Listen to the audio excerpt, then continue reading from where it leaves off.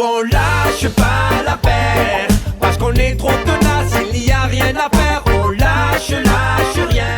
Bonjour, lundi 7 mars, à 2 jours d'une réunion décisive pour nos salaires et l'augmentation de la valeur du point, puisque ce mercredi 9 se réuniront lors du COMEX, qui est le comité exécutif, les directions des organismes de sécurité sociale avec notre ministère de tutelle. Cette réunion est ultra importante car elle va préparer le 4e et dernier round de négociations avec les organisations syndicales. Oui, c'est la dernière ligne droite. Notre mobilisation sera déterminante parce qu'on l'a vu, sans la grève, ils ne nous donnent rien.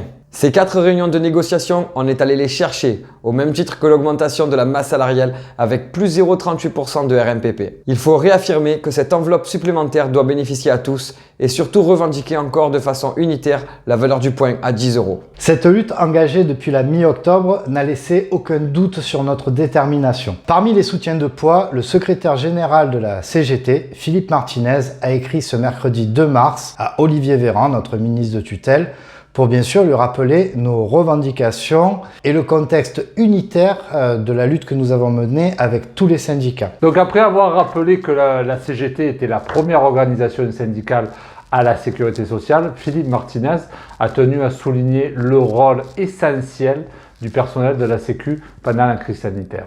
Après une forte pression médiatique exercée par la CGT, il faut aujourd'hui joindre le geste à la parole, avec un fort taux de grévistes ce mercredi 9 mars. Le syndicat CGT vous appelle donc à faire grève 55 minutes ce mercredi tous ensemble pour porter au plus haut le chiffre de notre mobilisation. À tous les collègues en télétravail, votre participation est cruciale.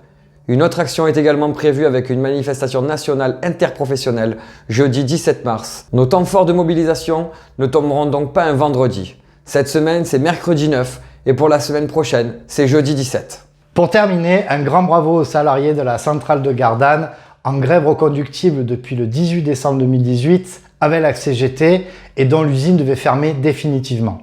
Ils ont obtenu ce jeudi 4 mars l'engagement de l'État dans la réalisation de projets industriels créateurs d'emplois dans le domaine de la production d'énergie sur site et donc la réintégration des salariés qui avaient été licenciés par le PSE de Gazelle Énergie. C'est énorme, encore une victoire pour la CGT. Toute la CGT des Bouches-du-Rhône et au-delà reste mobilisée bien sûr et vigilante sur la suite des événements et c'est une victoire immense des travailleurs. Là aussi, la détermination, la médiatisation et surtout la solidarité ont joué un grand rôle. Camarades, vous êtes un exemple incroyable pour nos combats actuels et futurs, pour gagner sur nos emplois, nos salaires et notre sécurité sociale.